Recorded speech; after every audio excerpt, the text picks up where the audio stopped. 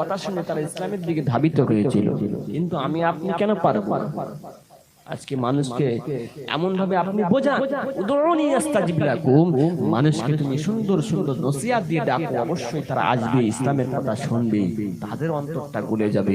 একবার যদি হেদায়েত দেয় আমার আল্লাহ, তাদের হেদায়েতের ওসিলায় অবশ্যই তারা সঠিক পথ প্রদর্শকটা, সঠিক রাস্তাটাও পেয়ে যাবে। জোরে বলুন সুবহানাল্লাহ। চিন্তা করেছেন? হক পথ থাকলে গন্ডগোল, রাস্তাতে যাবে মদ খেয়ে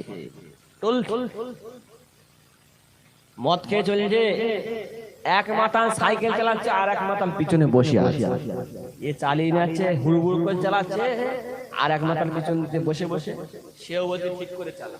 মাল তো দুজনে খেয়েছে, বুঝতে পারছেন?